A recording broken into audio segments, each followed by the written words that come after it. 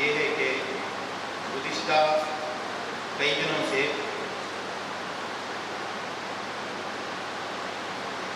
Election commission کی جانب سے ووٹر آئی ڈی کو آدھار سے مربوط کرنے کا کام چل رہا ہے۔ اس میں مجموعی طور پر مسلمانوں میں غفلت کا مظاہرہ ہو رہا ہے، اور پھر نظام آباد میں ایک 2001 یا 2002 سے پہلے ایک رواج تھا کہ ہماری برقع پوش مسلم خواتین تھیٹروں میں جایا کرتی تھی۔ اس وقت ایک واقعہ ہوا تھا، فلان کے پاس ایک ٹاکیز میں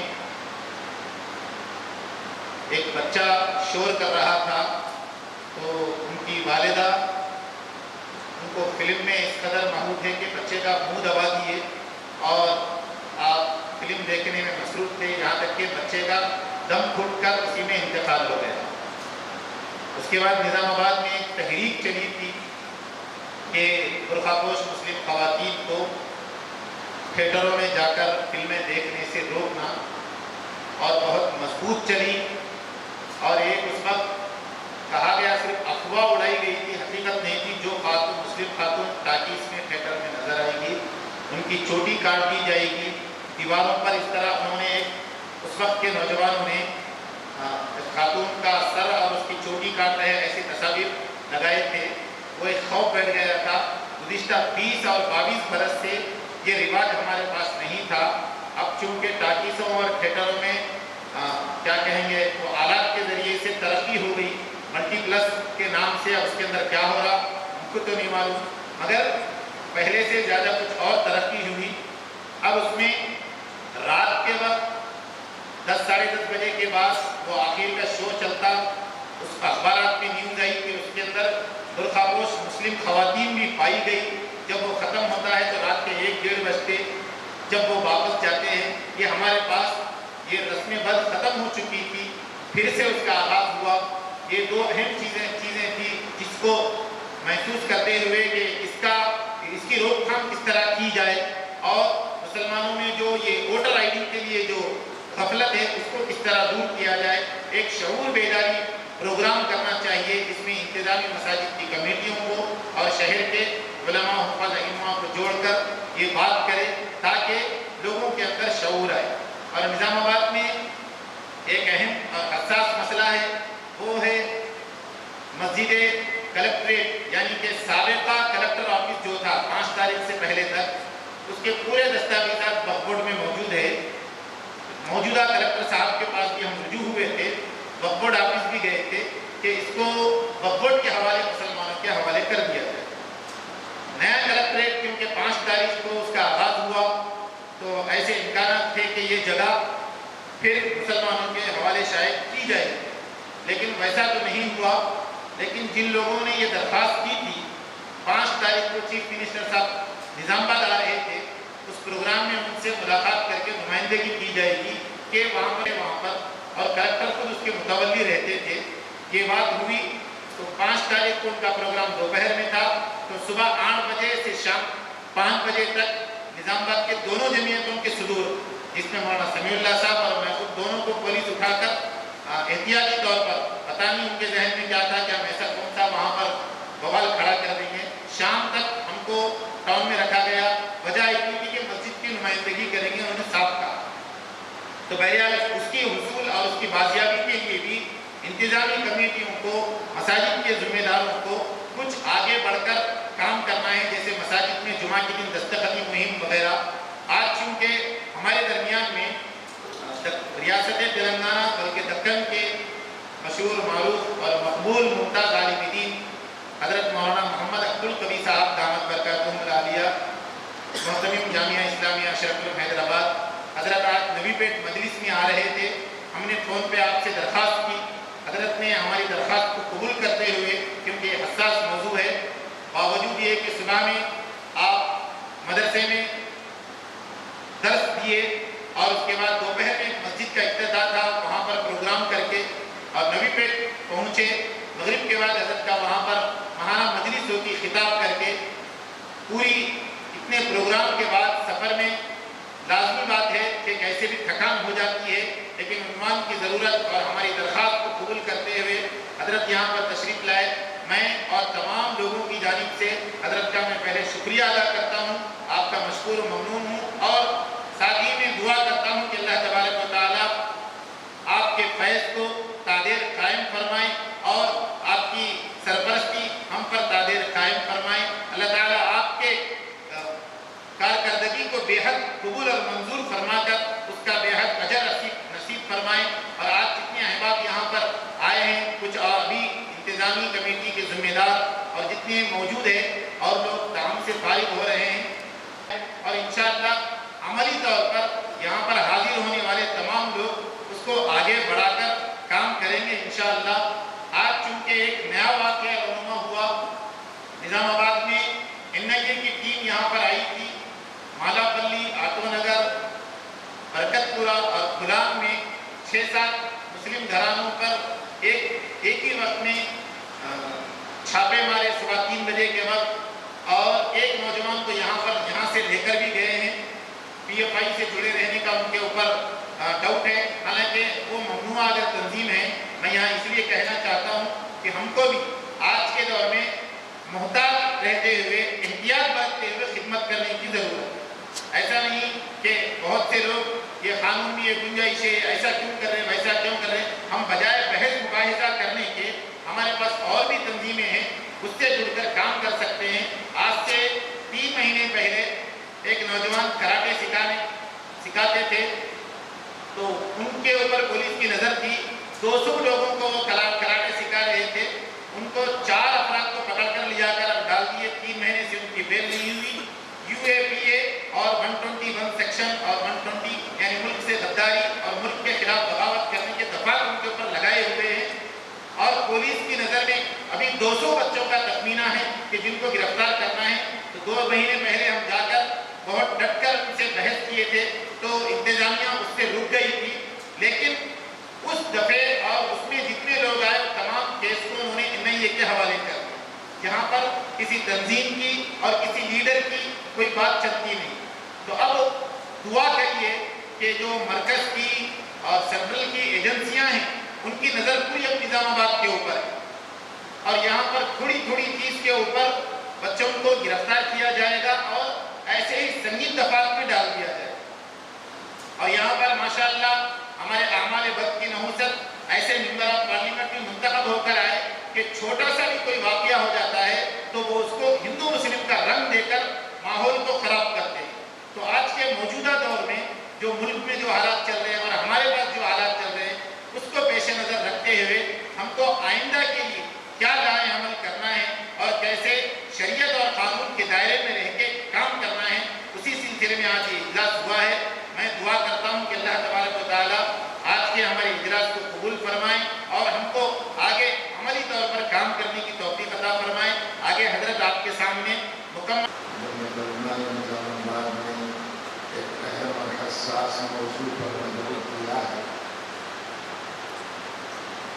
ملک میں اس وقت جو حالات چل رہے ہیں وہ کسی سے مخفی نہیں ہیں، عیاں بچے بیان، جو آنکھیں دیکھ رہی ہیں، جو کان سن رہے ہیں، وہ سب کے مد نظر ہے اور سب کے علم میں ہے۔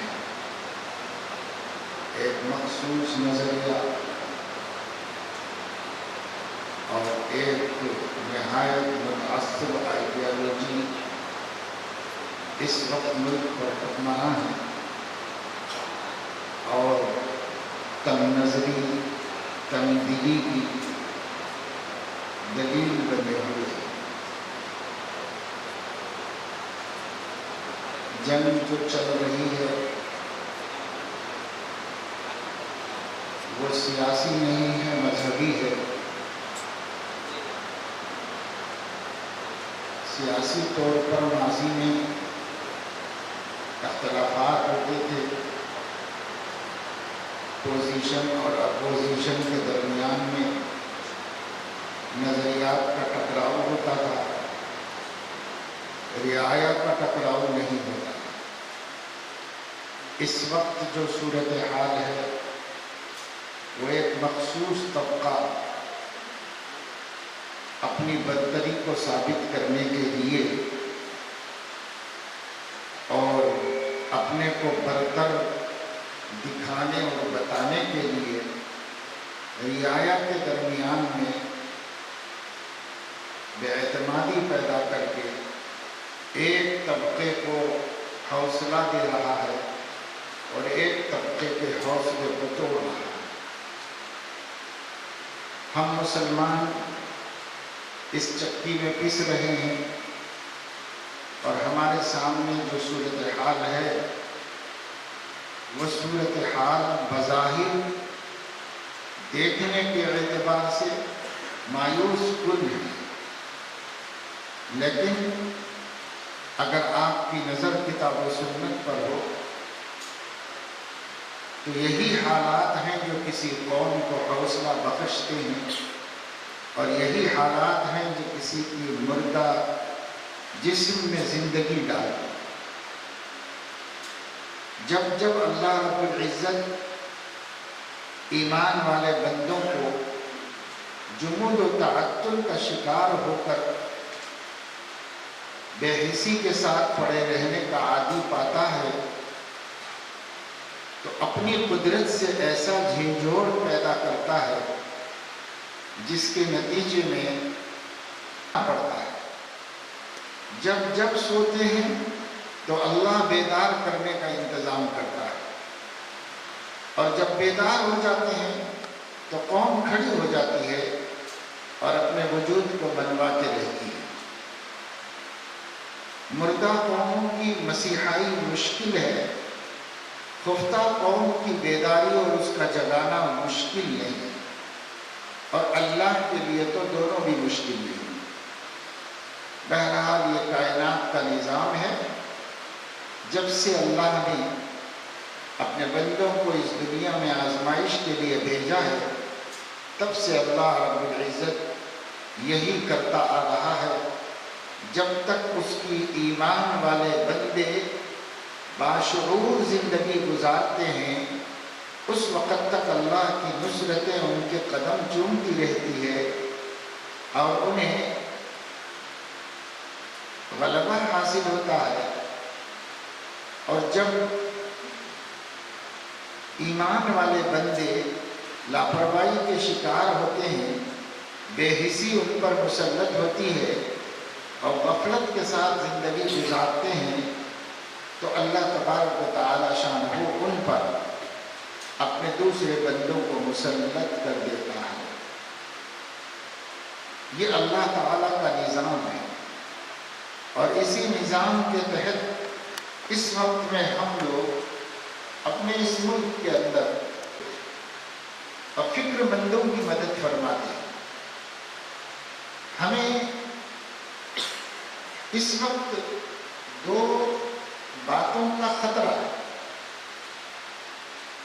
ایک تو ہماری عوام سے متعلق، آپ لوگ تو خواص ہیں، سمجھدار لوگ ہیں، کوئی اہم ذمہ داری سنبھال رہے ہیں۔ آپ کی بات نہیں کر رہا ہوں، پورے شہر کے مسلمانوں کی بات کر رہا ہوں، پورے ہندوستان کے مسلمانوں کی بات کر رہا ہوں۔ ایک خطرہ یہ ہے عام مسلمانوں سے کہ وہ دن بدن دل آزار واقعات کو دیکھ سن کر ہمت ہار بیٹھیں گے اور شکست قبول کرنے کی تیاری کرنے لگے۔ ایک خطرہ یہ ہے، اور ایک خطرہ یہ ہے کہ آپے سے باہر ہو کر صبر کا دامن چھوڑ کر کوئی نامناسب اقدامات کر بیٹھیں گے جذبات کے ماتحت۔ یہ دو خطرے ہیں، دونوں مسلمانوں کے لیے ملک کی موجودہ صورتحال میں سوہانے روح ہیں اور ان کی جان لینے والے ہیں۔ جو چادر اوڑھ کے آئیں گے تو منع کس نے کیا؟ آپ کسی کو ٹارگٹ کیے بغیر آپ بھی پہن کے آئیے، کسی نے منع نہیں کیا۔ کبھی مسلمانوں نے یہ نہیں کہا کہ دوسرے لوگ اپنے مذہب پہ نہ چلیں، صرف ہم ہی چلیں گے، کبھی مسلمانوں نے ایسا نہیں کہا۔ جب مسلمان اقتدار میں تھے، پورے ملک کی انچ انچ کے اوپر ان کا کنٹرول تھا، تب بھی انہوں نے غیر مسلم مذاہب والوں کو، ہندوستانی مذاہب کو ان کے دین پہ چلنے سے نہیں روکا، ان کے دین پہ چلنے پر کوئی اعتراض نہیں کیا۔ جب کر سکتے تھے، جب نہیں کیا، تو جب نہیں کر سکتے ہیں تب کون مسلمان کر رہا ہے آپ کے اوپر اعتراض؟ عدالت یہ کہہ سکتی تھی، پولیس یہ کہہ سکتی تھی کہ بھائی تم لوگ گڑبڑ کر رہے ہو، تم کو کرنا ہو تو تم بھی اپنے مذہب پہ چلو، مگر گڑبڑ مت کرو، ٹکراؤ کا کام کرو۔ لیکن وہ اتنا سا مسئلہ اتنا بڑا مسئلہ بن جاتا ہے کہ آج تک کئی مہینے گزر گئے اور اب سب سپریم کورٹ میں کنٹینیو اس کے اوپر آرگومنٹ، بحث، مباحثے، دلائل، ثبوت، ان کا رد چل رہا ہے، مسلسل چل رہا ہے۔ اگر یہ بات ہو سکتی انتظامیہ سے کہ بھئی تم لوگ آ کے یہاں کالج میں کیوں گڑبڑ کر رہے ہو، تم اپنے پڑھنے کا انتظام کرو، جاؤ پڑھو، جہاں پڑھتے ہو وہاں جا کے پڑھو، تو بات ختم ہو جاتی وہیں پر۔ لیکن ہماری سمجھ میں نہیں آتا کہ جو کام اتنا آسان تھا، اس کام کو اتنا بڑا مسئلہ کیوں بنایا گیا؟ تو ماننا پڑے گا کہ یہ سب پری پلان ہے اور ایک منصوبے کے تحت میں چل رہا ہے۔ عدالتوں کے اندر قریب 4 کروڑ کیسز پینڈنگ ہیں، لوگ پریشان ہیں اپنے حقوق کے لیے، اپنے مسائل کے لیے، جیلوں میں سڑ رہے ہیں، ان کے کیسز چلنا ہے، ان کے فیصلے ہونا ہے۔ یہ سب چھوڑ کر یہ جو ہندو مسلم جھگڑے کا کیس سب سے پہلے ایکسیپٹ ہو جاتا ہے، سب سے پہلے اس کو تاریخ مل جاتی ہے اور سب سے پہلے اس پہ مباحث شروع ہوتے ہیں۔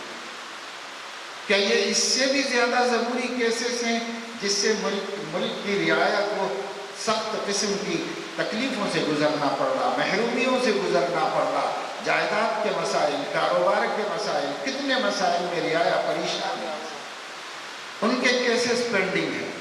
لیکن یہ مسئلہ جب ہندو مسلم آتے ہی فوراً عدالت کے اندر سرگرم عمل ہو رہا ہے، یہ روز ہم اپنی آنکھوں سے دیکھ رہے ہیں، کانوں سے سن رہے ہیں۔ ایسے حالات میں مسلمانوں کو اپنا حکمت عملی مقرر کرنا ہے۔ ہم اس ملک کے باشندے ہیں، ہمیں اس ملک میں ہم پیدا ہوئے ہیں، اس ملک میں ہم رہیں گے، اس ملک میں ہم مریں گے۔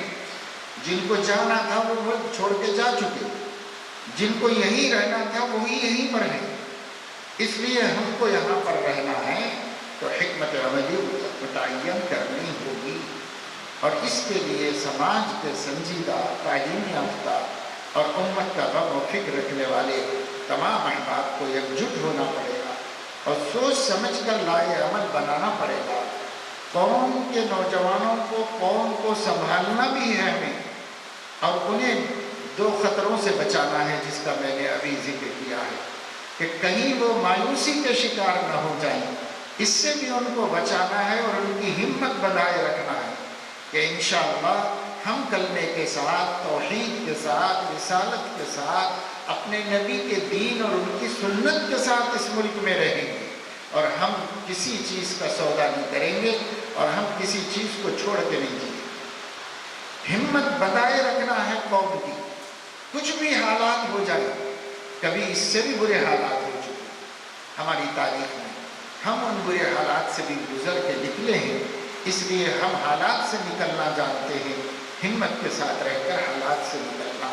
تو ایک قوم کی ہمت بنانا ہے۔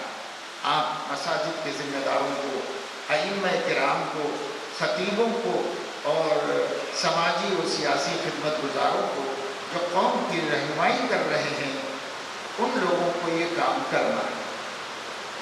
اور دوسرا کام یہ کرنا ہے کہ قوم کی ایسی رہنمائی کیجیے اور ایسی حکمت عملی ان کو دکھائیے اور ایسے کاموں میں اپنی ملت کو، ملت کے بالخصوص نوجوان مردوں اور عورتوں کو مشغول کیجیے کہ اس کی وجہ سے وہ کسی نامناسب مشغولیت کے اندر نہ چلے جائیں، جس کا وبال ان کو بھی بھگتنا پڑے اور پوری قوم کو بھگتنا پڑے۔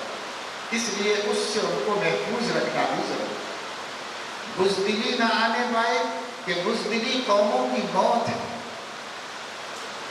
اور ایسی جسارت بھی نہ آنے پائے جو اپنے پیر پر کلہاڑی باندھنے کے لیے تیار ہے۔ دونوں چیزوں کے درمیان میں رکھنا ہے قوم کو، اور یہ بڑی ذمہ داری کا کام ہے۔ اس لیے ایک بات تو میں آپ حضرات کے سامنے بحیثیت مسلمانوں کے ذمہ دار اور خادم ہونے کے، اور آپ سب حضرات اپنے اپنے منصبوں سے مسلمانوں کی خدمت کر رہے ہیں، اس لیے آپ حضرات کے سامنے ایک بات یہ رکھ دیتی ہے۔ اس کے لیے ہمارے پاس جو سب سے مؤثر اور مضبوط اسٹیج ہے وہ ممبر ہے، مسجد کا ممبر ہے، مسجد کا محراب ہے۔ محراب و ممبر ہمارے نبی کا اسٹیج ہے، جہاں سے وہ اللہ کا دین امت کو پہنچاتے ہیں۔ اس لیے آج بھی جہاں جس مسجد کا اندر محراب و ممبر ہے، وہاں کھڑے ہونے والا اپنے نبی کا قائم مقام اور ان کی جگہ پر کھڑے ہو کر ان کے پیغام کو پہنچانے کا ذمہ دار ہے۔ اس لیے ائمہ کرام بالخصوص خطباء مساجد بڑی ذمہ داری رکھتے ہیں کہ وہ بڑی سنجیدگی کے ساتھ اپنے بڑوں سے صورتحال کو سمجھ کر اور صورتحال کے مقابلے کے جتن اور اس کے طریقوں کو جان کر اس جگہ کھڑے ہو کر جہاں نبی کھڑے ہو کے قوم کو سنبھالتے تھے، خطیب وقت کو اس جگہ کھڑے ہو کر اپنی قوم کو سنبھالنا اور اپنی قوم کو صحیح رہنمائی کرنا۔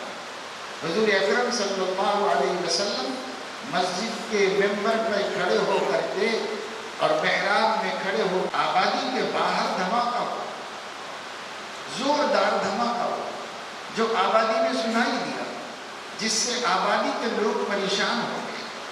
انصار و مہاجرین کے بڑے ذمہ دار لوگ ایک جگہ اکٹھے ہوئے اور انہوں نے سوچا کہ یہ حادثہ کیا ہے، یہ دھماکہ کیوں ہوا، کیا کوئی دشمن کو حملہ آور نہیں ہے، کیا ہے، تو اس میں ہم لوگوں کو کیا کرنا چاہیے اور کیسے قوم کو حفاظت کا سامان کرنا چاہیے۔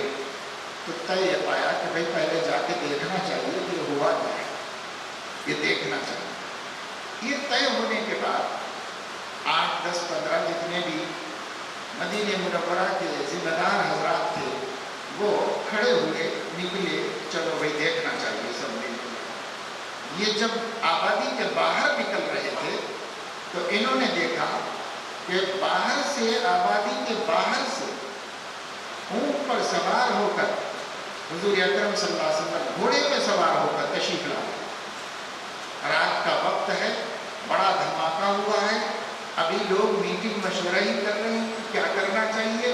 جب انہوں نے یہ طے کیا کہ جا کے پہلے تحقیق کرنا چاہیے تو یہ باہر جا رہے تھے اور حضور علیہ السلام ایک گھوڑے پہ سوار اندر آ رہے تھے، اور حضرت علیہ السلام نے ان کو دیکھا، ان کی فکروں کو دیکھا تو دور ہی سے اشارہ کیا اور اطمینان دلایا کہ واپس چلو، میں سب دیکھ کے آ چکا ہوں، کوئی خطرے کی بات نہیں ہے، کوئی پریشانی کی بات نہیں ہے، واپس چلو۔ یہ نبی ہیں، اکیلے نکل کر چلے گئے ہیں اور پورے خطرات کو دیکھ کر کے حضور علیہ السلام اس سے پہلے واپس آتے ہیں، جبکہ ذمہ دار لوگ قوم کے مشورہ کر کے اب نکل رہے ہیں، تب حضور علیہ السلام واپس آ چکے ہیں۔ اور آپ صلی اللہ علیہ وسلم نے ایک صحابی کے گھر سے، ان کے صحن میں سے گھوڑا لیا تھا، واپس لا کے باندھ دیا اور اس کی تعریف بھی کر دی کہ یہ بہت تیز رفتار گھوڑا ہے، بہت کام آیا مجھے، یہ تعریف کر کے رکھ کے چلے گئے۔ یہاں سے ہمیں یہ سبق ملا کہ جن لوگوں پر قیادت کی ذمہ داری ہے، چاہے وہ مذہبی قیادت ہو، چاہے وہ سماجی قیادت ہو، چاہے وہ سیاسی قیادت ہو، ان لوگوں کو ہر خطرے کی جگہ پر خود آگے ہونا چاہیے اور قوم کو پیچھے رہ کر حفاظت کرنا چاہیے۔ حضرت علیہ السلام زندگی میں ظاہر ہو جائے تو میں تمہیں بھڑاؤں گا نہیں، میں آگے رہ کر نمٹ لوں گا، تمہیں پیچھے رکھ کر بچاؤں گا۔ یہ حضرت علیہ السلام نے قیادت کا طریقہ بتایا ہے کہ قیادت ایسی ہوتی ہے۔ قیادت یہ نہیں ہوتی کہ خود محفوظ قلعوں میں بیٹھ کر قوم کو جھونک دے مصیبت کو، ایسی قیادت نہیں ہوتی۔ نبی پاک صلی اللہ علیہ وسلم نے قیادت کا طریقہ بتایا ہے۔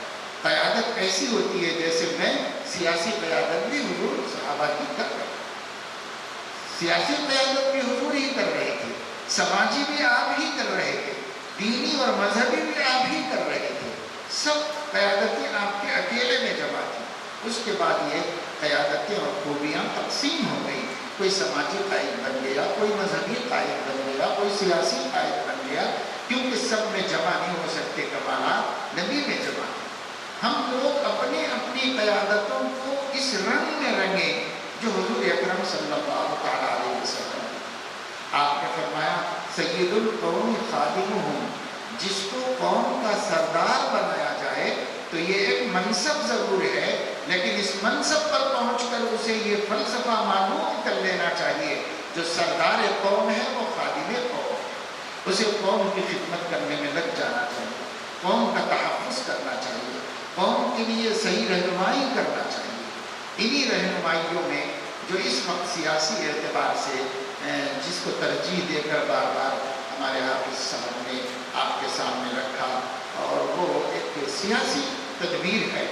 जब हम इस मुल्क में हैं, इस मुल्क के दस्तूर में हैं, इस मुल्क के तमाम क़वाइद व ज़वाबित और यहाँ के डिसिप्लिन के हम पाबंद हैं, और अल्हम्दुलिल्लाह मुसलमान पूरे तौर पर डिसिप्लिन से ज़िंदगी गुजार रहे हैं और दस्तूर का एहतराम करते हुए ज़िंदगी गुजार रहे हैं, और हमको इस मुल्क में रहने पर फ़ख्र है, हमें इस मुल्क के दस्तूर की इज़्ज़त है, हम इसकी सालगिरह मनाते हैं, हम भी खुशी का और एतमाद का इजहार करते हैं।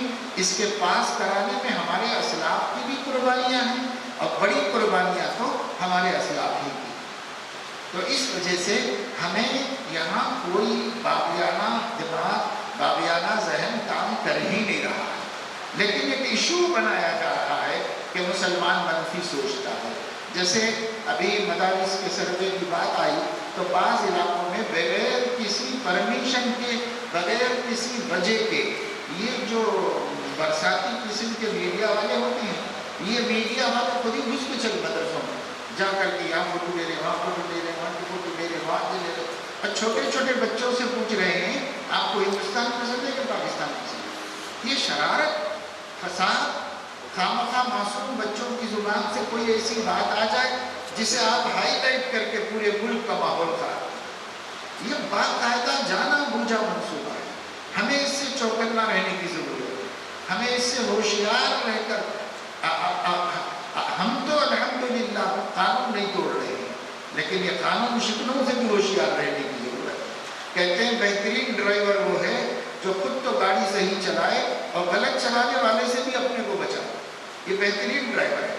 तो हम लोग तो दस्तूर के पासदार हैं और हम लोग तो एक डिसिप्लिन ज़िंदगी गुजार रहे हैं, लेकिन दूसरा हमारे ऊपर हमला करने जा रहा है या हमें रुसवा और बदनाम करने की कोशिश कर रहा है, उसकी जद में आने से भी अपने को बचाना और हिकमत अमली से बचाना बहुत ज़रूरी है। तो जो सियासी तदबीर का हमें हक़ हासिल है वो ये है कि भाई हम इस मुल्क के कानूनी शहरी होने की हैसियत से इस मुल्क में वोट देने का पूरा पूरा हक़ रखते हैं। हर शहरी रखता है, इस मुल्क का हर बाशिंदा रखता है, इसी तरीके से हम इसका पूरा पूरा हक़ रखते हैं। अभी कुछ दिनों पहले अखबार में आया था कि एक नया दस्तूर मुरतब हो रहा है जो 360 सफ़हात पर मुश्तमिल होगा, और जिसका 1/3 हिस्से को वो लोग अपने किसी त्यौहार और यात्रा के मौके पर पेश करने वाले भी हैं मुल्क के सामने, और ये बना रहे हैं कि हिंदुस्तान की हिंदू मजहबी कायदीन मिलकर बना रहे हैं ये दस्तूर। उनको किसने बनाने के लिए कहा है, क्यों बनाए हैं, बहरहाल बनाए। तो उसके अंदर वो ये बात भी आई थी, अखबारों के अंदर आई थी, वो मैं आपके सामने अदा कर रहा हूँ कि मुसलमान अपने मजहब पर अमल करने के हकदार होंगे उस दस्तूर के मुताबिक, और वो अपने दीन पर चल सकते हैं, लेकिन वो इस मुल्क में हुकूमत चुनने के लिए वोट का इस्तेमाल नहीं कर सकते। जो अब एक नया दस्तूर बना रहे हैं, हिंदू मजहबी कायदीन बना रहे हैं, और जिसका ऐलान कर चुके हैं, और जिसका एक हिस्सा पेश करने वाले हैं बहुत जल्द कौम के सामने। तो पता नहीं कि ये बनाने का हक उनको किसने दिया है और क्यों बन रहा है, और क्या ज़रूरत पड़ रही है मुल्क में एक नए आईन बनाने की और दस्तूर बनाने की। लेकिन बहरहाल खतरे हैं हमारे सामने, बहुत खतरे हैं, और इन सब खतरों को समझकर जहन में रख कर हमें चलना। जब तक इस मुल्क में हुकूमत حکومتیں چن کر آ رہی ہیں اور عوام الناس چن کر لانے کا حق رکھتی ہیں، اور جب تک اس ملک کے اندر ووٹ کا مسئلہ ہے اس وقت تک ہمیں بھی کوشش کرنا چاہیے کہ مسلمان اپنے آپ کو آئینی اعتبار سے اور قانونی اعتبار سے اس کا اہل بنائے کہ جب ووٹنگ کا وقت ہو تو ووٹ ڈالنے میں کوئی چیز مانع نہ، کیونکہ اہلیت کچھ اہلیتیں ہیں جو حکومت متعین کی ہوئی ہے کہ صاحب آپ کا ووٹنگ کارڈ جو ہے، اب تک ووٹر آئی ڈی الگ تھا اور جو ہے آدھار الگ تھا، اب ان دونوں کو جوڑنے کے لیے کہا جا رہا ہے، تبھی یہ ووٹنگ کارڈ معتبر ہوگا، ورنہ آپ اپنا ووٹر آئی ڈی لے کر نہیں ووٹ ڈال سکیں گے، بلکہ اس کا آدھار سے لنک ہونا ضروری ہوگا اور آدھار کے ذریعے سے یہ معتبر ہوگا۔ گویا جب یہ معتبر ہوگا اور ہم نے معتبر نہیں بنا لیا ہے تو جب وقت آئے گا، اور بہت جلد آنا ہے، خصوصاً ہماری ریاست میں بھی آنا ہے، تو تھوڑے دن کے بعد ملکی اعتبار سے بھی وقت آنا ہے، تو ہمیں تیاری کرنا چاہیے۔ ہم اس ملک کے شہری ہیں اور ہمیں تیار رہنا چاہیے ووٹ دینے کا حق استعمال کرنے کے بعد، تو ہم اس کی تیاری کیوں نہیں کر رہے ہیں؟ یہ مسلمانوں کی غفلت کی انتہا ہے۔ ہر قوم کوشش کر کے اپنے آپ کو آئینی اعتبار سے ووٹ کا حقدار بنا رہی ہے، اور مسلمان بے فکری کے دلدل میں پڑے ہوئے ہیں۔ مسلم نوجوانوں کو اس کی کوئی فکر نہیں، مسلم لڑکیوں کو اس کی کوئی فکر نہیں۔ آج کے دور میں مسلم لڑکیاں کالج کلچر کے بہانے وہ حرکتیں کر رہی ہیں جس سے سماج ہی نہیں، ہمارا نبی بھی رسوا ہو رہا ہے، ہمارا مذہب بھی رسوا ہو رہا ہے۔ یہ قوم کی لڑکیوں کو کیسے ہم قابو میں لائیں؟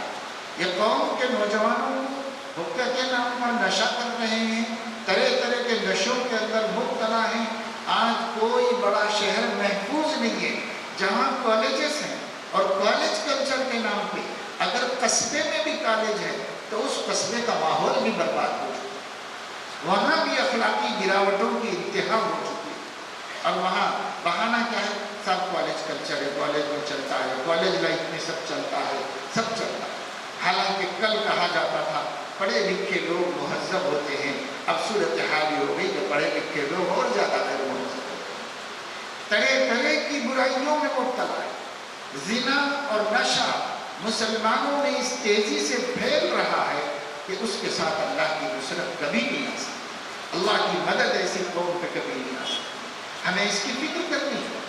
ہر سیاسی لیڈر کو بھی مسلمانوں کے یہ بھی فکر کرنا ہے کہ مسلمانوں کی مذہبی پوزیشن کیا ہے، مسلمانوں کی اخلاقی پوزیشن کیا ہے، اس کی فکر ہم کو کرنا ہے۔ اس کو سیاسی لیڈروں کو بھی کرنا ہے، سماجی لیڈروں کو بھی کرنا ہے، اور مذہبی قائدین کو بھی کرنا ہے۔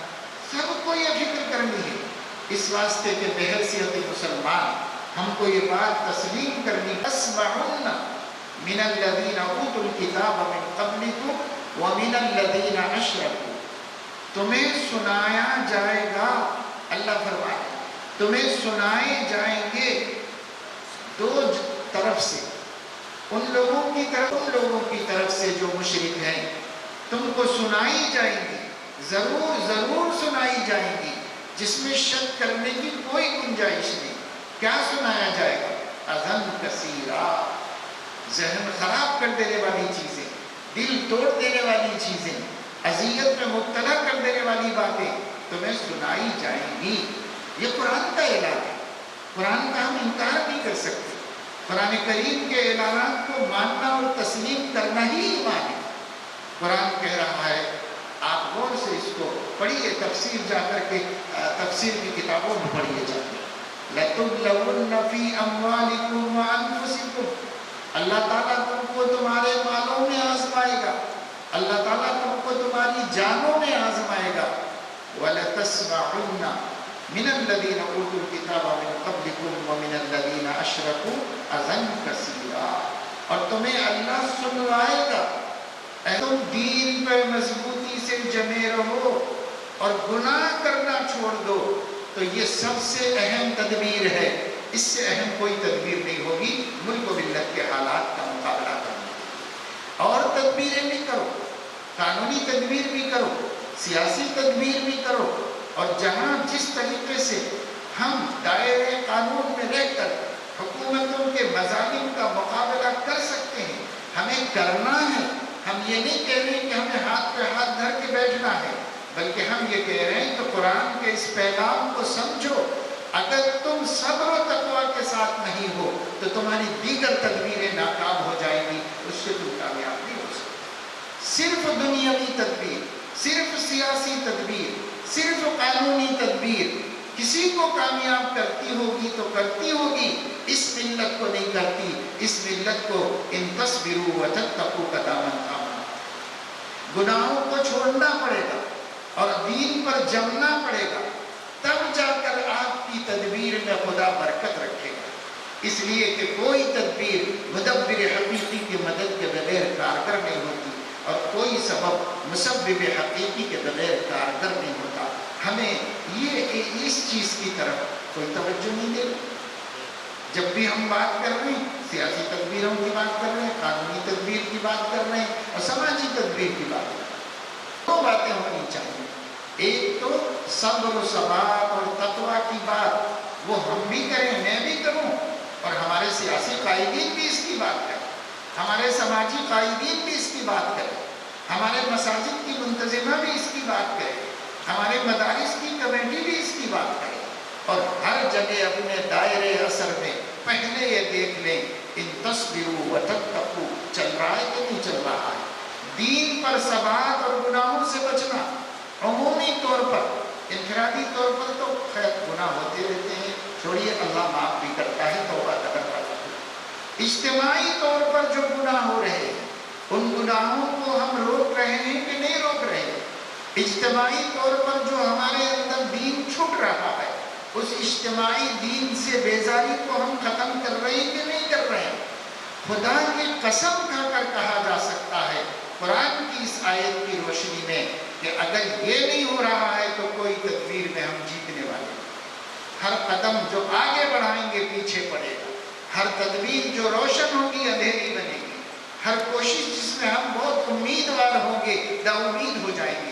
اگر ہم یہ دو کام نہیں کرتے، یہ کام بھی کرنا ضروری ہے۔ ایک تو دین پر جمے رہنا اجتماعی طور پر، اور دوسرے یہ کہ گناہوں کو چھوڑ دینا اجتماعی طور پر۔ انفرادی غلطیوں کو تو اللہ معاف کرتا ہے۔ جیسے آپ نے سنا ہوگا کہ قدرت افراد سے اغماس بھی کر لیتی ہے۔ اغماس کہتے ہیں آنکھ بند کر لینے کو، نظر انداز کر دینے کو اغماس کہتے ہیں عربی میں۔ عام ہو جائے جب یہ مجموعی طور پر برائیاں عام ہوگی، کبھی کرتا نہیں قوموں کے گناہوں کو معاف۔ قدرت نہیں معاف کرتی گناہوں کو، قومی گناہ، اجتماعی گناہ۔ آج نماز جیسے فریضے کو بحیثیت مجموعی مسلمانوں کی اکثریت نے چھوڑ رکھا۔ یہ دین پہ ثبات نہیں ہے، ان تصویروں پہ عمل نہیں ہے، دین پہ ثابت رہنا چاہیے۔ نبی پاک صلی اللہ علیہ وسلم کو عین میدان جنگ میں اسلحہ اتارے بغیر نماز پڑھنے کا حکم دیا گیا کہ آدھے لوگ نبی کے ساتھ آ کر جماعت سے نماز پڑھیں اور آدھے لوگ دشمن کا مقابلہ کرتے رہیں۔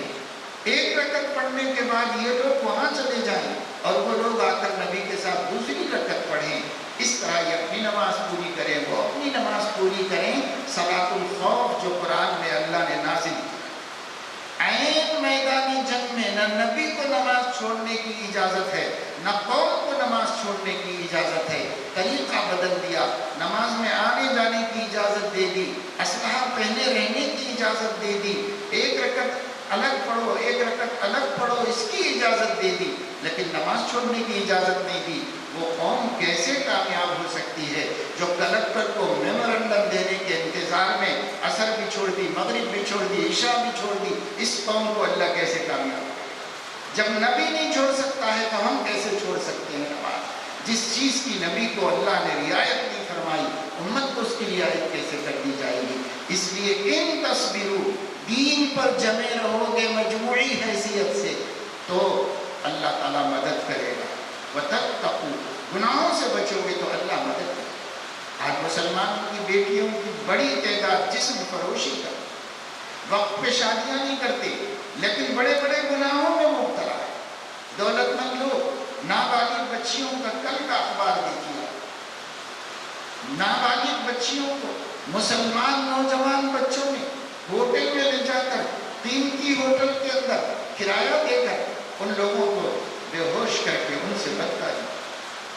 مسلم نوجوانوں نے مسلم لڑکی کے ساتھ اپنے معاہدے، اور 14 سال کی 13 سال کی بچی، ایک ہی ہفتے میں اس سے پہلے 12 سال کی لڑکیوں کے ساتھ مسلم لڑکے بدکاری، اجتماعی زنا کا کیسے کیسے واقعات مسلمانوں کے سماج میں ہو رہے، اکا دکا اخبار میں آتا ہے، باقی سماج پہ ہماری نظر ہے، ہم دیکھ رہے ہیں سماج میں کیا ہو رہا ہے۔ نشہ مختلف طریقوں سے آ رہا ہے، سونگھنے والا نشہ، چوسنے والا نشہ، پینے والا نشہ، کھانے والا نشہ، خدا جانے کتنے قسم کے نکالے گئے ہیں، اور مسلم امہ اس کے اندر مبتلا ہوئی ہے۔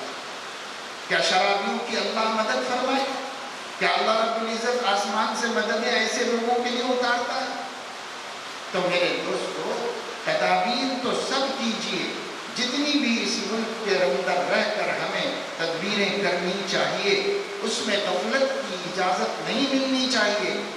بڑی فکر کے ساتھ اچھی تدبیریں کیجیے، دائرۂ دستور میں رہ کر تدبیریں کیجیے، اپنے حق کے مطابق تدبیریں کیجیے، لیکن ان تدبیروں کو برابر اور کامیاب کرانے کے واسطے اپنے اللہ سے امت کا رشتہ مضبوط کرنے کی فکر کیجیے۔ قوم اللہ سے کٹ کر کہیں کامیاب ہونے والی نہیں ہے، اسے اللہ سے جوڑنا پڑے گا، اور اللہ سے ہم ہٹے تو پھر کچھ بھی ہمارے پاس نہیں۔ اس لیے اللہ کی مسجد اور ہر مسجد کے ذمہ دار حضرات اسے اپنی ذمہ داریوں میں شامل کریں، لیکن احتیاط یہ کریں کہ وہ چاہ رہے ہیں کہ مساجد کو بدنام کریں اور اسی شکل سے بدنام کریں گے۔ تو میرا اپنا ذاتی مشورہ، ضروری کام ہمیں کرنے ہیں اور سیاسی سماجی خدمات کرنی ہے، لیکن مسجد کو مرکز نہیں بنائیے۔ مسجد کمیٹی محلے میں ایک آفس بنا کر وہاں سے مسجد کمیٹیاں کریں گے تو بہت اچھا رہے گا، کیونکہ پہلے سے بنی بنائی ہے کمیٹیاں اور ایک پورا نظام چلاتے ہیں اللہ کے گھر کا۔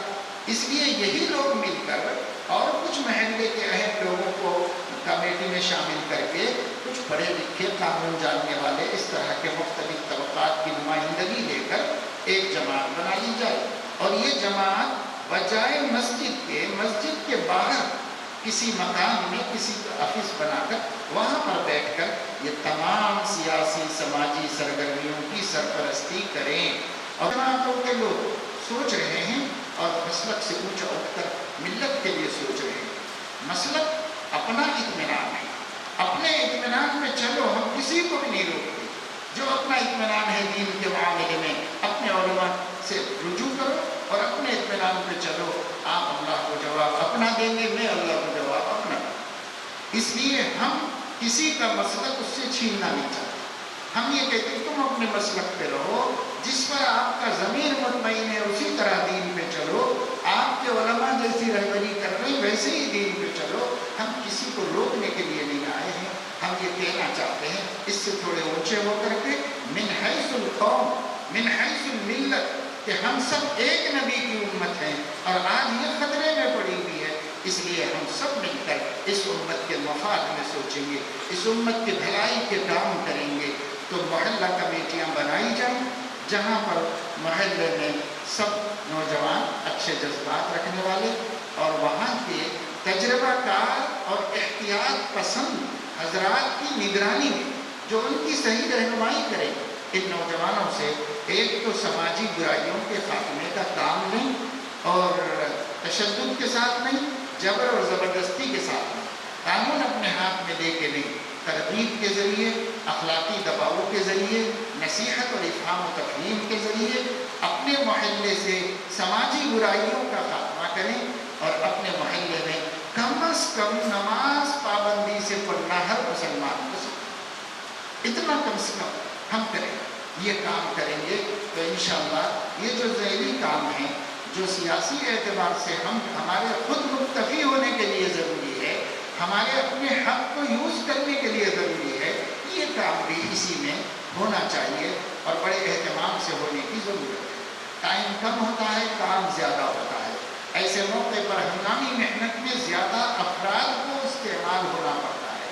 اس لیے بعض جگہوں پر خصوصاً بنگلورو میں مسلمانوں نے اس سلسلے میں بڑی اچھی تدبیریں کی اور کوشش کی کہ اپنا حق ووٹ ہم ضائع نہ کریں۔ آج تجربہ ہے، ہمارا بھی تجربہ ہے کہ گھروں میں بیٹھ کر، چھٹی ہے گھر میں بیٹھے ہوئے لیکن جا کے ووٹ ڈالنے کے لیے تیار، جوان بھی تیار نہیں ہے، بوڑھا بھی تیار نہیں ہے، اور ہم جا کے لائنوں میں دیکھتے ہیں تو ضعیف لوگ، بوڑھے لوگوں کو لایا جا رہا ہے اور بڑی مشکلوں سے وہ آ رہے ہیں اور کانپتے ہاتھوں سے اپنا ووٹ ڈال رہے ہیں، اور صحت مند مسلمان، نوجوان مسلمان گھروں میں بیٹھے ہوئے ہیں، ووٹ ڈالنے کے لیے تیار ہیں۔ یعنی وہ یہ سمجھتے ہیں کہ ہمارے ووٹ سے کیا ہوگا۔ ارے ہمارے ووٹ سے کیا ہوگا؟ ایک ووٹ سے بھی فیصلہ ہوتا ہے، وہ ایک ہمارا ہی ہو سکتا ہے، تو کیوں چھوڑا ہم نے؟ اگر نقصان ہوا تو ہم جواب دیں، قوم کو بھی جواب دیں، اللہ رسول کو بھی جواب دیں۔ کیوں ہم کرتے ہیں لاپرواہی؟ آج یا میرے دوستو، آپ لوگوں کے ذریعے سے میں آپ کے محلوں میں یہ پیغام پہنچانا چاہتا ہوں، اس قدر بے شعور، بے حس اور غافل مسلمان ہے کوئی قوم۔ سب مذہب کے لیے بھی تازہ دم ہو گئے ہیں اور سیاست میں بھی تازہ دم ہو گئے ہیں۔ ہم ہیں کہ بیٹھے وقت پہ کھا رہے ہیں، سو رہے، بہت سے تو کما بھی نہیں۔ کتنے نوجوان ہیں نہ دنیا کے نہ دین کے، ایک مسل بری لگے گی، لیپنے کے نہ تھوکنے کے، ہم مسلمانوں میں لاکھوں مل جائیں گے جو نہ لیپنے کے ہیں نہ تھوکنے کے ہیں، کسی کا نہیں۔ ہم چونکہ اپنی قوم سے بات کر رہے ہیں تو ہم بول سکتے ہیں جو اپنا دکھ ہے اور جو اپنا درد ہے۔ کہاں تک نہیں رہے؟ چلو بھائی دنیا داری تو کرو، اس میں تو مصروف ہو جاؤ، دنیا داری بھی قوم کرنا نہیں جانتی، بیٹھے ہوئے ہیں 25 برس تک باپ کا کھا رہے ہیں یا بھائی کا کھا رہے ہیں۔ بھائی ایک باہر چلے گیا، وہ سب کو ڈھو رہا، اور باپ کے وظیفے پہ سب پل رہے ہیں۔ ایسے مسلمان کتنے گھرانے ہیں۔ ارے بھائی مزدوری کرو، اسلام میں مزدوری کرنا بری بات نہیں ہے، مزدوری صحابہ نے کی ہے، اپنے قوت بازو سے نبیوں نے کما کے کھایا۔ وقت کے پیغمبر کو باوجود بادشاہ ہونے کے اللہ تعالیٰ نے فرمایا علمنا لہ الحدید ان اعمل سابغات وقدر فی السرد واعملوا صالحات۔ اے داؤد، آپ بادشاہ بھی ہیں اور آپ پیغمبر بھی ہیں، لیکن آپ زرہیں بنائیے، جنگی سامان بنائیے، جنگی سامان بنا کر اسے بیچ کر اس سے اپنے گھر کا رستی کیجیے۔ پیغمبر پر اسی ملک میں جس کو سب سے زیادہ بدنام کیا گیا، اس اورنگزیب نے اس ملک کے خزانے سے ایک پیسہ بھی اپنی ذات کے لیے استعمال نہیں کیا، اس ملک کی ترقی کے لیے استعمال کیا، اس ملک کے غریبوں کے لیے استعمال کیا، اس ملک کی اقوام کی مدد کے لیے استعمال کیا، اس ملک کو دنیا میں روشن کرنے کے لیے استعمال کیا۔ لیکن اس بادشاہ جو اکھنڈ بھارت کا بادشاہ تھا، ملتان سے لے کے دکن تک اور کشمیر سے لے کے کنیا کماری تک جو حکومت کر رہا تھا، اور جو بلا شرک کے غیر 50 سال کا بادشاہ، 50 سال تک بادشاہ ہے، اس کے گھر میں روٹی بن رہی ہے، اس کی اپنی ذاتی کمائی سے، اس کے اپنے ہاتھ کی محنت سے اس کے گھر میں روٹی بن رہی ہے۔ شرم آنی چاہیے اس پر انگلی اٹھانے والوں کو جو آج پبلک کا خون چوس چوس کے اپنے خزانے بھر رہے ہیں اور اسی پر سیاست کر رہے ہیں۔ ایم پیز خریدے جا رہے ہیں، ملز خریدے جا رہے ہیں، ہمارے پیسے سے خریدے جا رہے ہیں۔ اور ایک بادشاہ اس ملک کو ایسا بھی ملا تھا جو رعایا کا پیسہ رعایا پہ خرچ کرتا تھا، اپنے گھر میں 2 روٹی کے لیے بھی وظیفہ نہیں دیتا تھا خزانے کا۔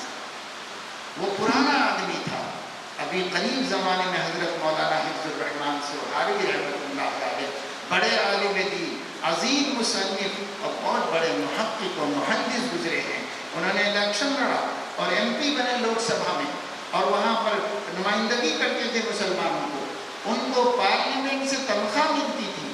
ان کے ایک شاگرد جو کل قریب میں پارلیمنٹ کے ممبر تھے، حضرت مولانا اسرار الحق قاسمی، جو کانگریس پارٹی سے پارلیمنٹ کے ممبر تھے، انہوں نے خود مجھ سے بتایا کہ ہم پڑھتے تھے دارالعلوم دیوبند میں اور حضرت سے ملنے ہر جمعے کو جاتے تھے، اور مولانا حفظ الرحمان سوہاروی کی جس وقت تنخواہ آتی تھی پارلیمنٹ کی، 1 پیسہ اپنی ذات کے لیے استعمال نہیں کیا. جو تنخواہ گورنمنٹ سے ملتی تھی پوری تنخواہ اس ملک کو آزاد کرانے والے مجاہدین کے نام بنام منی آرڈر کر کے بھیجتے، خود استعمال نہیں کرتے تھے. یہ ہم ہیں جنہوں نے ملک کے ساتھ وفاداری کی انتہا کر کے دکھا دی، جس کی کوئی مثال پیش کرنا مشکل. لیکن حالات آتے ہیں، آئے ہیں اب اس ملک میں ہمارے یہ حالات جو ہم کو غدار سمجھ رہے ہیں، جو ہم کو اطمینان کے قابل نہیں سمجھ رہے ہیں، وہ بھی جانتے ہیں کہ ملک کی تاریخ میں ہمارا کردار کیا ہے. انہیں بھی خوب اچھی طرح پتا ہے کہ مسلمان نہ ہوتے تو شاید ملک آزاد بھی نہ ہوتا. لیکن اس کے باوجود ایک منصوبہ ہے، ایک پلاننگ ہے، ایک کام ہے جو ان کے مد نظر ہے، وہ کر رہے ہیں. عورتیں بے حجابی نہیں چھوڑ رہی ہیں، اور عورتوں کا حتیٰ کہ غیر مسلموں کے ساتھ اختلاط بھی آج بھی واقعات پیش آ رہے ہیں. جب اتنی نفرت کی جا رہی ہے ہمارے سے، اس کے باوجود بھی ہماری بیٹیاں بھاگنے کا عمل کر رہی ہیں، خاندانوں کو رسوا کر رہی ہیں. کتنے واقعات روز روز ہمارے سامنے. باپ کی بپتا سن کر، اس کے آنسوؤں کو دیکھ کر دل دہل جاتا ہے. لیکن قصور اسی کا نہیں ہے، قصور اس کی بیٹی کا ہی نہیں ہے، قصور اس کے باپ کا بھی ہے، اس کی ماں کا بھی ہے کہ دین کو کبھی اپنے لیے پیاری چیز نہیں سمجھا. اللہ کے نبی کی تعلیمات کے خود باغی بنے، اپنے بچوں کو باغی بنایا. جب اللہ تعالیٰ کے دین کا ہم نے اپنی اولاد کو باغی بنایا تو اللہ تعالیٰ نے ملک کے حکمرانوں کے دل میں ڈالا کہ یہ تمہارے باغی. اللہ نے ان کے دل میں ڈال دیا ہے اور وہ اسی کو لے کے چل رہے ہیں، منصوبہ بنا رہے ہیں. تو میرے دوستوں اور بزرگوں، یہ سارے کام شروع کیجئے، بہت جلدی شروع کیجئے. مساجد کے ذمہ دار جیسے اور مسجد کے انتظامات کے لیے میٹنگ کرتے ہیں، بیٹھتے ہیں، مشورہ کرتے ہیں، تنخواہوں کے سلسلے میں سوچتے ہیں، مسجد کی توسیع و ترقی کے سلسلے میں، مسجد کے کارپیٹس کے سلسلے میں، مسجد کے طہارت خانوں کے سلسلے میں سوچتے ہیں.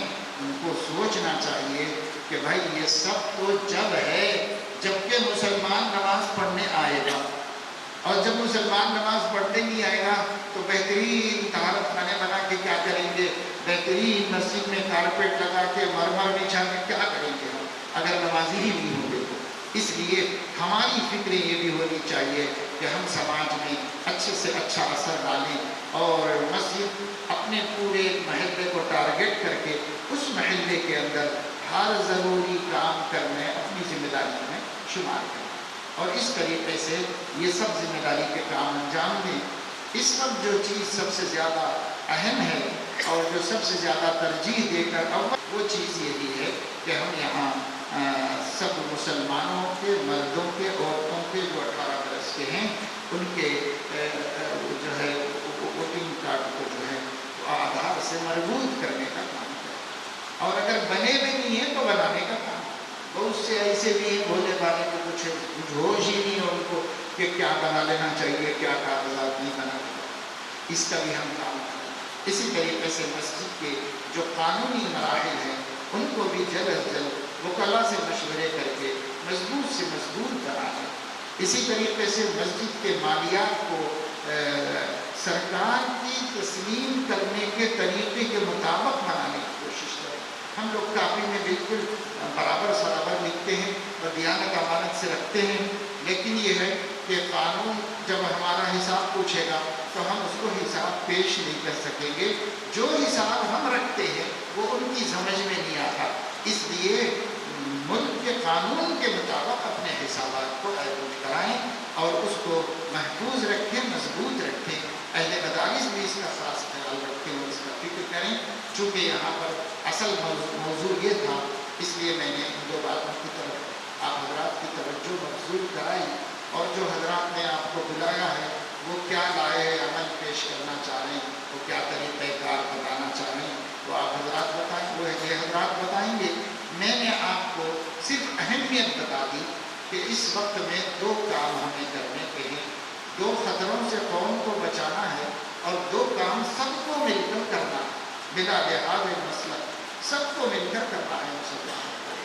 2 خطروں سے بچانا یہ ہے کہ ایک قوم کہیں حالات کے آگے صفر نہ ڈال دے اور ہمت ہار کے نہ بیٹھ جائے. انہیں بزدلی سے اور حوصلہ شکنی سے بچانا ہے۔ دوسرا خطرہ یہ کہ کہیں ہماری قوم بیزار ہو کر دل شکنی کی وجہ سے آپے سے باہر ہو جائے اور صبر کا دامن چھوڑ کر کوئی ایسا اقدام کرے جو خود انہی کے حق میں اور ان کے خاندان کے حق میں مصیبت کا سبب بن جائے۔ ان دو خطروں سے ملت کو بچانا ہے ہر جگہ، اس شہر میں بھی، اور دو کام کرنے ہیں۔ ایک کام یہ کرنا ہے کہ سیاسی اعتبار سے ہمیں جتنے بھی حقوق حاصل ہیں اس ملک میں، اس ملک کے شہری ہونے کی حیثیت سے ان حقوق کے استعمال کرنے کی شعور بیدا، اور ان حقوق کو استعمال کرنے کے طریقے سکھائیں، اور اس کے لیے جو مدد ہو سکے ہم اپنی امت کو وہ مدد پہنچائیں۔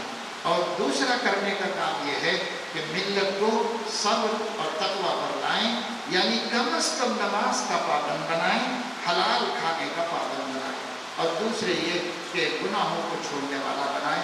اگر گناہوں کو چھوڑنے میں خاص طور سے ہماری عورتوں کی بے حیائی، بے راہ روی، نوجوان بچیوں اور نوجوان بچوں کے نامناسب بد اخلاق زندگی سے ان کو روکنا اور اخلاق مند زندگی کے لیے ترغیب دینا، سمجھانا، اور جو ہو سکے ممکن تدبیریں اور کوشش کرنا۔ پھر دیکھیے انشاءاللہ اللہ کی برابر مدد آئے گی۔ اللہ نے فرمایا ان ذالک من عزم الامور، سب سے بہترین تدبیر یہ ہے کہ اپنی قوم کو تم لوگ صبر اور ثبات سکھاؤ، یعنی دین پہ جماؤ اور گناہوں سے بچاؤ۔ یہ ہر تدبیر سے بڑی تدبیر ہے۔ یہ قرآن کہہ رہا، اللہ کہہ رہا، اس سے زیادہ کوئی عقل مند نہیں ہے کہ میری عقل اس سے بھی زیادہ ہے، اگر ہے تو وہ مومن بھی نہیں ہے، اسی وقت کافر بن جائے گا۔ آج ان کا ایک پروگرام ہے نظام آباد میں، سیاست 75 سالہ ڈائمنڈ جوبلی کو منا رہے ہیں وہ، اور ہماری خواہش تھی کہ جمعیت علماء کی جانب سے مؤلفین، مدبرین، علماء کرام، جمعیت العلماء ہر وقت میں سمجھتا ہوں کہ کبھی بھی مسلمانوں کے جو مسائل ہوتے ہیں اسے نظر انداز نہیں کیے۔ ابھی مولانا نے جس طرح بیان کیا ہے، میں اسی بات کو کچھ تھوڑا اور آگے پڑھوں گا کہ کیونکہ 75 سال پہلے جب اخبار کی بنیاد ڈالی گئی تھی تو حیدرآباد کے حالات کچھ اس طرح تھے کہ مسلمان اس کشمکش میں تھے کہ وہ حیدرآباد ہندوستان میں رہیں یا پھر پاکستان کو چلے جائیں۔ اس وقت سیاست نے ایک رہنمائی کی پہل کی تھی، شاید اس کا نتیجہ بولیے یا جو بھی تھا، اللہ کی مرضی یہ تھی کہ مسلمانوں کو یہاں روکنے میں ہم کامیاب ہوئے۔ اور آج جس طریقے سے مسلمانوں پہ الزامات لگائے جا رہے ہیں اس کے لیے ہم ایک ہی جملہ کہہ سکتے ہیں کہ ہمیں تو ایک راستہ تھا جسے ہم نے نہیں اپنایا، اور یہ سوچ کے ہم یہاں رہ گئے کہ یہ ہمارا ملک ہے۔ آج ہمارے کو کسی کے سامنے ملک کی حب الوطنی ہو یا ملک سے محبت ہو، اس کے کوئی ایکسپلینیشن دینے کی کوئی ضرورت نہیں ہے۔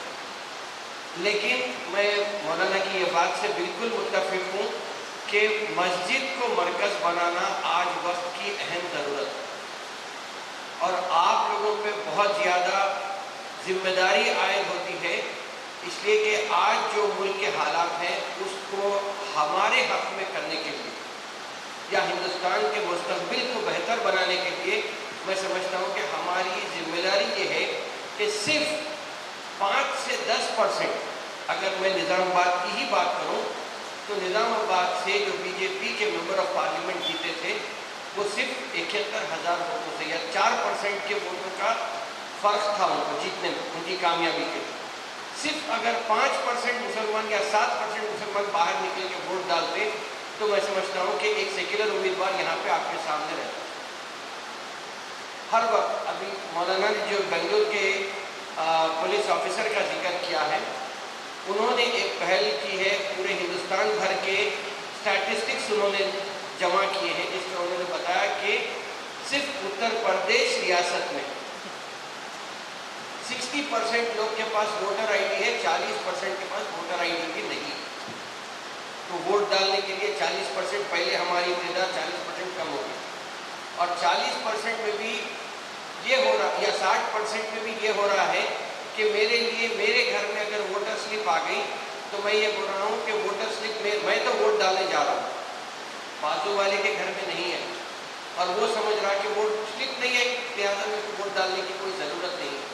मगर मैं समझता हूँ कि जो आधार कार्ड से लिंक करने की बात है और आज के ज़माने में जो CAA और NRC का जो एक शोषा छोड़ा गया है, उससे बचने के लिए मुसलमानों के पास कागजी दस्तावेज़ात होना बहुत ज़रूरी है और आपकी ये पहल है, वक्त की अहम ज़रूरत है।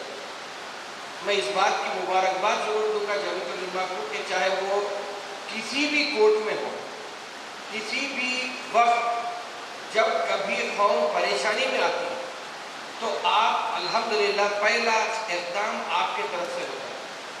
मैं समझता हूँ कि ये वोटर ID की तरफ से भी जो आधार और वोटर कार्ड को जो मजबूत करने की बात है, यहाँ पे ये होना बहुत ज़रूरी है।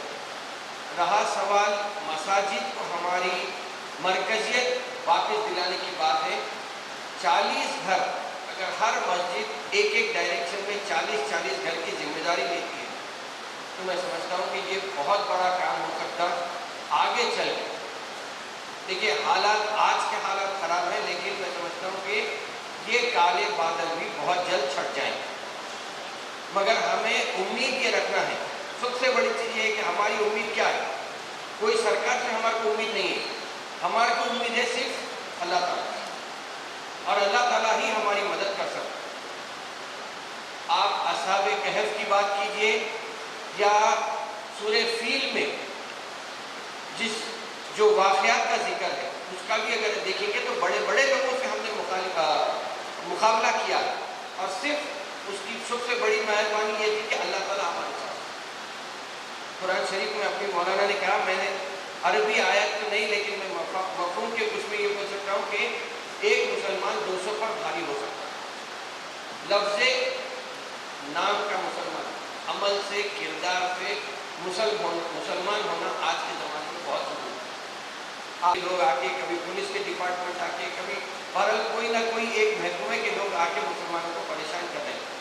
इससे बचने के लिए मैं समझता हूँ कि ये मरकज़ को अगर हम मस्जिद को अगर हम मरकज़ बनाते हैं तो किसी भी मसला आपके महल्ले में आता है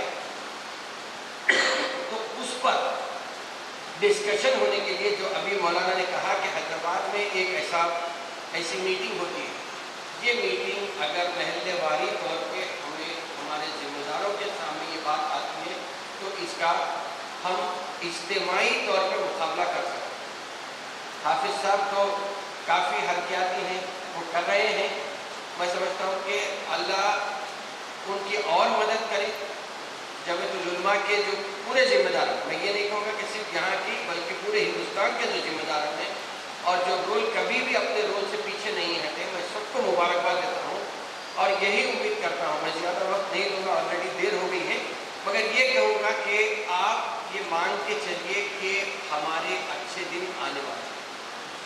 सिर्फ ये है कि हम सब्र और इस्तिकामत को और दीन को पकड़ के रखना है। देखिए, हम किसी हाकिम को, आप समझ सकते होंगे कि मैं किस तरह इशारा कर रहा हूँ, लेकिन हम ये चाह रहे हैं कि हाकिम से नजात मिले, मगर नजात के लिए हम क्या कर रहे हैं? हम अगर इज्तिमाई तौर पे दुआ करते हैं तो यकीनन अल्लाह भी हमारी बात को फ़ौरन दफ़ा करके कबूल करते। हम दुआ नहीं कर रहे हैं, हम सिर्फ बातचीत कर रहे हैं।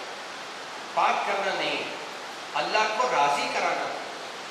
अल्लाह को आप इतना राज़ी कराइए, जब हय्या अलस सलाह और हय्या अलल फलाह के लिए हमें बुलाया जा रहा है, अगर हम नमाज को छोड़कर कोई दूसरा काम कर रहे हैं, फिर उसके बाद हम यकीनन उम्मीद तो अल्लाह ताला 70 माओं की मोहब्बत रखता है।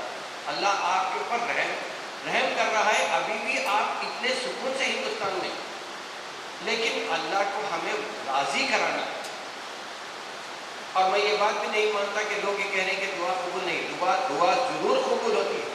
दुआ करने का तरीका हमें अपनाना चाहिए। हमें अल्लाह को राज़ी कराने के लिए कुछ ना कुछ एक काम करना चाहिए, जिससे कि वो बग़ैर किसी गर्ज के अल्लाह की मोहब्बत, अल्लाह से क़ुर्बत हासिल करने के लिए होकर कहीं की जाती है। तो फिर मैं समझता हूँ कि हम यकीनन कामयाब होंगे और हम एक है कामयाब कौम है। सिर्फ ये है कि अभी हालात साजगार नहीं है। हो सकता है कि जो जिन गुनाहों की बात मौलाना ने की है اس سے ہمیں دور ہونا چاہیے. چھوٹے چھوٹے گناہ ہیں، چاہے وہ جھوٹ بولنے کی بات ہو یا کسی کو دھوکہ دینے کی بات ہو، اس سے اگر ہم دیکھیے مسلمان کے اعتبار سے اگر ہم دیکھیں گے تو میں تو یہ مان کے چلتا ہوں کہ 63 سال اگر کسی کو زندگی ملتی ہے تو اس کی 100% زندگی مکمل ہو جائے. اس کے بعد کی بونس کی زندگی ہے جو اللہ تعالیٰ آپ کو دے رہا ہے. اور 63 سال کے لیے اگر آپ دیکھیں گے تو 30 سال تو آپ کے پڑھنے لکھنے شادی اور نوکری میں نکل جاتے. بچے 33 سال. 33 سال کو آپ ضرب لگا لیجیے 365 سے، صرف 11,000 دن کی بات ہے. 11,000 دن کے لیے ہم کسی کو جھوٹ بول، کسی کو دھوکہ دے رہے ہیں. مال کے لیے مسلمان اگر آپ سچے ہیں تو میں سمجھتا ہوں کہ آپ کو مال کوئی مدد کرنے والا نہیں. یہ سوچ کے آپ کو آگے بڑھنا ہے.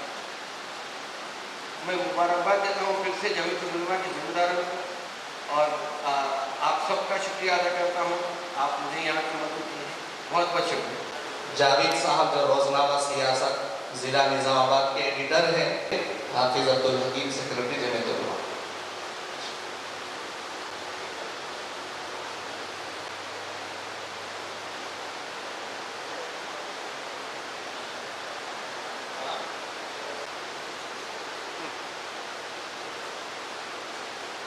وعلى آل محمد كلما ذكره الذاكرون وكلما غفل عن ذنوبه الغافلون. اغفر لنا وارحمنا أنت مولانا فانصرنا على القوم الكافرين.